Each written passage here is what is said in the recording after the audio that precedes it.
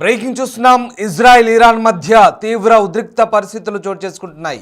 ఏ క్షణమైనా ఇజ్రాయెల్పై Iran attack చేసే అవకాశం కనిపిస్తోంది. నిన్నటి నుంచి ఇరాన్పై ఇజ్రాయెల్ భీకర దాడులు చేస్తోంది. న్యూక్లియర్ ప్లాంట్స్, సైనిక స్థావరాలే టార్గెట్గా మిసైళ్ల వర్షం కురిపిస్తోంది. ప్రతీకారంతో ఇరాన్ రగిలిపోతోంది. ఇక జంకరాన్ మసీదుపై రక్తపు జెండా ఎగరవేసింది ఇరాన్.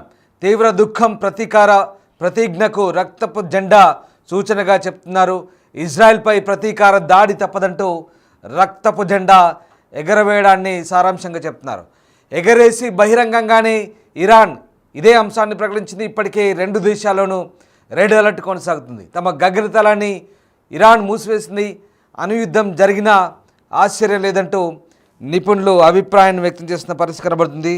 ఇక ఇజ్రాయెల్ చేసిన భారీ దాడులతో ఒక్కసారిగా ఇరాన్ పూర్తి స్థాయిలో టెహ్రాన్తో సహా చాలా ప్రాంతాల్లో జనాలు బయటకు పరుగులు తీసిన పరిస్థితి. ముఖ్యంగా ఇరాన్ అణుస్థావరాల లక్ష్యంగా ఇజ్రాయెల్ భీకర దాడులు కొనసాగించింది. వందల సంఖ్యలో డ్రోన్లను ప్రయోగించింది, మిసైళ్లను ప్రయోగించింది.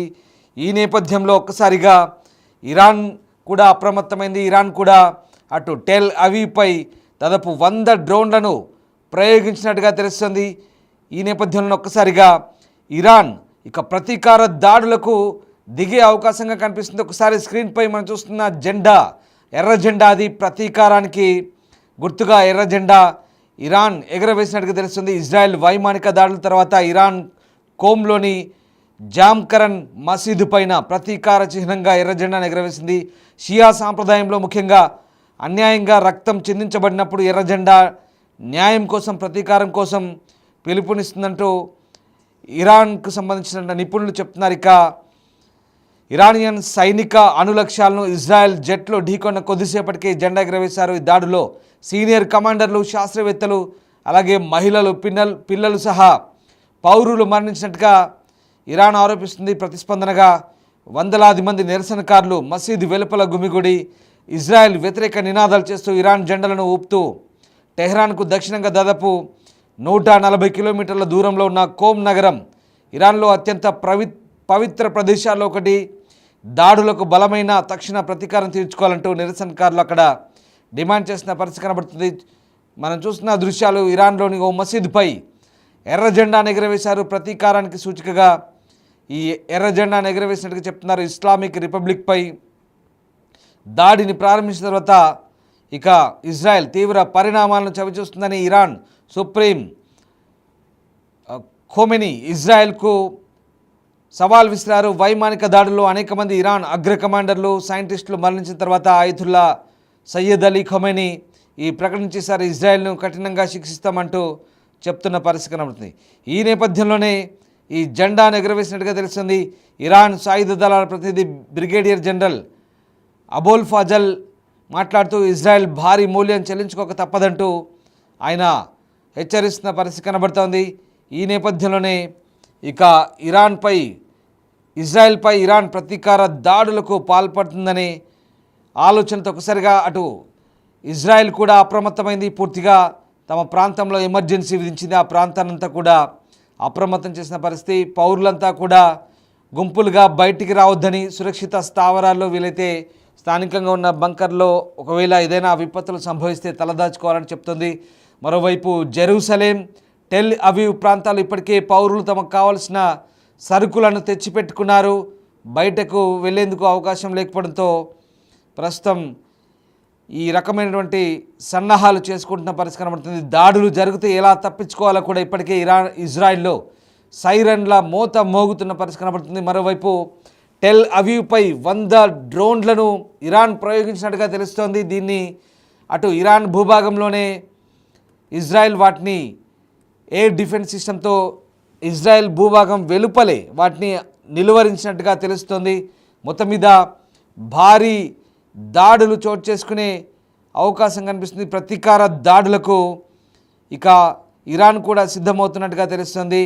టెహ్రాన్ 3వ అణు సుసంపన్న కేంద్రాన్ని ప్రారంభించబోతున్నట్లుగా ప్రకటించిన తర్వాత ఇరాన్ అలాగే అంతర్జాతీయ సమాజం మధ్య ఉద్రిక్తతలు ఏర్పడి ఈ దాడులు కొనసాగుతున్నాయి. అంతర్జాతీయ అణు ఇంధన సంస్థ 2 దశాబ్దాల తర్వాత ఇరాన్పై ఇలాంటి అణ్వాయుధాలను తయారు చేద్దంటూ నిందను మోపిన తర్వాత కొన్ని గంటల తర్వాత అణ్వస్త్ర వ్యాప్తి నిరోధక కట్టుబాట్లను నెరవేర్చడంలో ఇరాన్ విఫలమైందంటూ ఆరోపణ చేసింది. ఇక ప్రధానమంత్రి బెంజమిన్ నెతన్యాహు ఈ దాడి ఇరాన్ బాలిస్టిక్ క్షిపణుల కార్యక్రమానికి కేంద్ర బిందువు అంటూ చెప్తున్నారు. ఈ ముప్పును తొలగించడానికి దాడులు కొనసాగుతున్నాయంటున్నారు. మరిన్ని దాడులు చేస్తామంటూ ఇజ్రాయెల్ చెప్తోంది.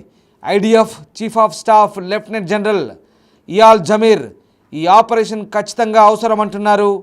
ఇక ఇందుకోసం పోరాటానికి ఇష్టపడే వారికి స్వేచ్ఛనిస్తున్నాం, ఎంతైనా పోరాడాలంటూ ఆయన ఐడిఎఫ్కు చెప్తున్న పరిస్థితి. మరోవైపు టెహ్రాన్ కఠినమైన ప్రతిస్పందన కూడా సిద్ధం చేస్తున్నట్టు ఇరాన్ కూడా సిద్ధమవుతుంది. ప్రతీకారం ఏ రకంగా ఉంటుందో వేచి చూడాలంటూ ఇజ్రాయెల్కు చెప్తున్న పరిస్థితి. మరోవైపు ఈ మొత్తం ఎపిసోడ్లో అమెరికా తమ ప్రమేయం ఏం లేదంటూ చెప్తోంది. అటు ఇజ్రాయెల్ను మరోవైపు ఇరాన్ను, ఈ రెండు దేశాలను కూడా అమెరికా హెచ్చరిస్తోంది. శాంతి పాటించాలి, సంయమనం పాటించాలంటూ చెప్తుంది. ఓవైపు ఇజ్రాయెల్ దాడులకు తమకు సంబంధం లేదంటూ అమెరికా ఇక్కడ చెప్తున్న పరిస్థితి, క్లారిటీ ఇస్తున్న పరిస్థితి. ముఖ్యంగా ఈ దాడులు ఎందుకు కొనసాగాయి? వాస్తవానికి సిరియా రాజధాని డమస్కస్లో ఏప్రిల్ 1, 2024లో ఇరాన్ కాన్సులేట్ దగ్గర ఓ బాంబు దాడి జరిగింది, మిసైల్ దాడి జరిగింది. ఈ దాడిలో 7 ఇరాన్ రెవల్యూషనరీ కమాండర్లు మృతి చెందారు. అయితే ఈ దాడికి ఇజ్రాయెలే కారణమంటూ ఇరాన్ ఆరోపించింది. అప్పట్లోనే టెల్ అవీవ్పై భారీగా డ్రోన్లను, మిసైళ్లను ప్రయోగించింది.